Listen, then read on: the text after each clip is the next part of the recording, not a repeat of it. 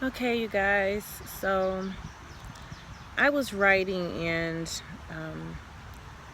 I was trying to think of a title, and I got the title. Um, it's called Melanated Goddess.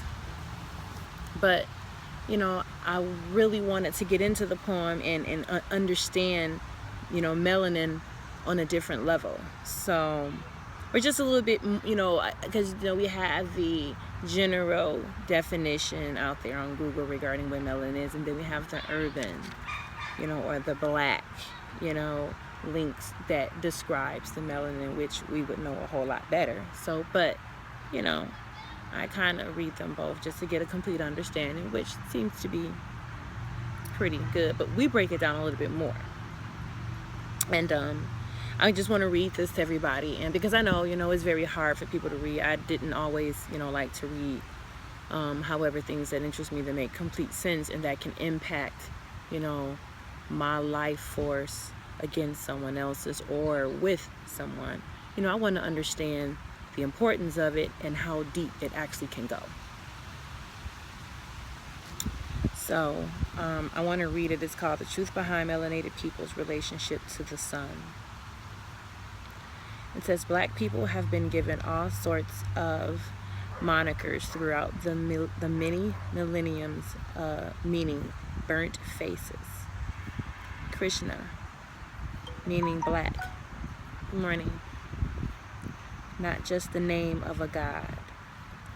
Dark skin, Moors or Moorish, meaning black. Indian/indigo, meaning black. We've even been referred to as children of the sun. Throughout history, Black people, no matter where we have been located, have always venerated, adored, and relished in the sun. None more so prevalent than our ancestors of ancient Egypt. According to those Egyptian Africans, Black peoples are indeed sons and daughters of the sun. The most recent term coined for us is melanated, pertaining to a distinct chemical called melanin that gives us our pigmentation. So the question goes without saying, what is melanin? We cannot continue the discussion of what melanin is without briefly talking about the pineal gland. The pineal gland is an organ that is found at the center of the brain. The center. Okay, y'all get this, please. This gland has been referred to as the inner eye, third eye, or first eye, and is approximately the size of a single kernel of corn on average and is controlled by the sun.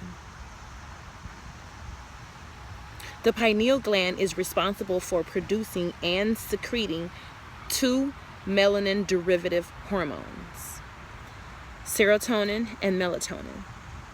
Serotonin is secreted during the daylight hours. Melatonin is secreted in nighttime hours. These hormones work inversely. According to Dr. Jewel Pookrum, melanin is a biological living light. In some circles, it is referred to as the good particle. In humans, melanin is a chemical that is produced in a specialized group of cells known as melanocytes. It has several life-sustaining benefits. It counteracts stress, minimizes jet lag, regulates biological rhythms, boosts memory, plays a major role in the synthesis of DMT, which intensifies REM or dream sleep, organizes our system biologically, mentally, and spiritually, slows aging, strengthens the immune system, puts us in a pleasant mood, and resets out biological clock, which helps us adapt to new environments and time zones. Every living organism on this planet has melanin, but not all humans share the same type of melanin. There are 3 basic types of melanin. It's eomelanin, pheomelanin, and neuromelanin. Neuromelanin is the melanin found within the brain and nervous system, comprised of either the pheomelanin or euromelanin, one or the other. The most common eomelanin, of which are 2 types, brown and black. The common narrative is that melanin gives the ability to block harmful UV rays from the sun, a natural sunscreen. A more accurate description is that melanin absorbs radiation from the sun. Eomelanin is much better at this than its counterpart, pheomelanin. The difference between pheomelanin and euromelanin can be distinguished scientifically by the amount of sulfur present in the melanin. Eomelanin is found to have 0 to 1% sulfuric presence, and pheomelanin is found to have 9 to 12% sulfuric concentration. Pheomelanin is responsible for the yellowish, pinkish, reddish pigmentation found most commonly in people of Europe descent, what we call white folks. They're loaded with it. It plays a major role in albinism. It doesn't do so well when it comes to absorbing UV radiation. The prefix pheo, meaning slight or deficient. Pheomelanin is the chemical responsible for blonde and red hair and blue and green eyes and lighter colored skin tones. It is also present around lips, nipples, and what they say girly parts. Pheomelanin is recessive and therefore instead of absorbing energy, it reflects it. This is particularly evident with light energy, because when light energy is reflected, it shows up white. This is the reason white people can't stand in the sun for extended periods of time without getting sunburn, which leads them to a higher chance of getting melanoma, skin cancer. Melanin, in its purest form, is what we refer to as jet black.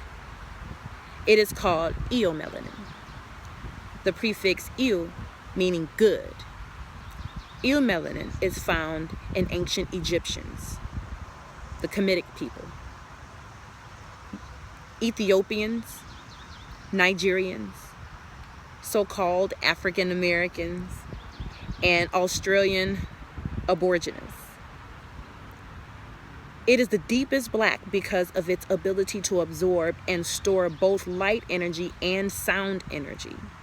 The reason melanin in its purest form shows up black is because the chemical structure will not allow any type of energy to escape. The more energy that it absorbs, the darker the melanin, and therefore the darker the pigmentation. Therefore, the darker the skin tone, the more light energy you have. So, Tupac was right.